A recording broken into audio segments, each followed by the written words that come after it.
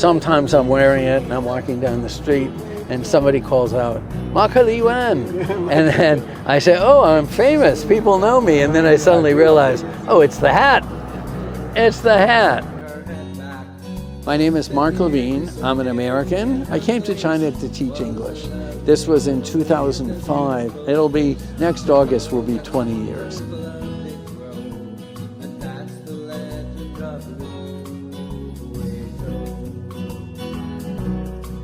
I'm a sociologist. Since I've been in China, the most research that I've done has been focused on one of the presentations called They Help Build New China. But I've also written a couple of books about China, and I've written a lot of songs about China, more than 80 songs. And they're all in English, and they all tell stories about China.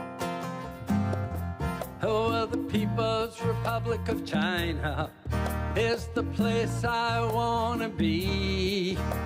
Throughout my many years here, I've always felt so free. I have an English DD on my telephone. I take my telephone, I go up to a person, say DD.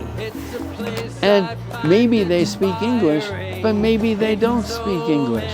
But everybody is so helpful, they'll tell them where I am, and then they'll say, La Wai Da Huza, and then they come and get me.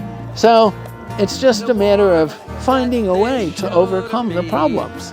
And the biggest thing is that people are so helpful and so friendly that it's not a difficult thing. A lot of times people ask me what influenced your singing, your songwriting, and my answer is China.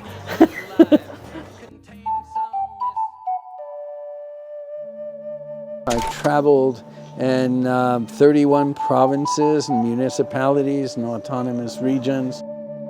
Many years ago, I spent a whole month at a farm, Chinese farm, at Spring Festival. You can see change all of the time, constantly. There are roads being built, there are train stations being built, some places there are airports being built. There is no country in the world that is perfect. My country is not perfect, China's not perfect, but there's a lot of good things here.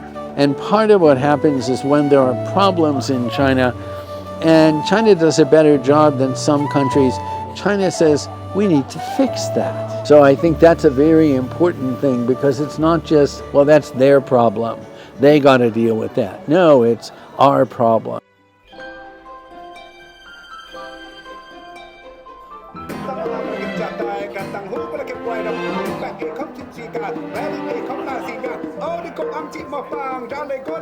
But I know that much of what the Belt and Road, or a key part of what the Belt and Road has been about, has been the building of infrastructure, including trains, including the trains in Africa, the trains in Southeast Asia, and the train to Europe, the freight trains. I think it's a very important plan, because right now we exist in a world where there is great conflict. And the Belt and Road, I think, is a way that countries can work together with a positive goal to help build a more peaceful world. In my country, we talk about competition. And when you have competition, that means there's a winner and a loser. And China recognizes everybody can win. And I think the Belt and Road is very important for that.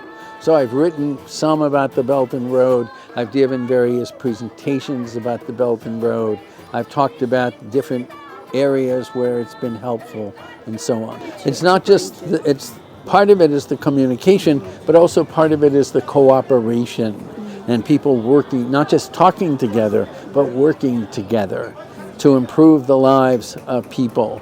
And that one of the main reasons that there's so much conflict is because there's a lot of poverty.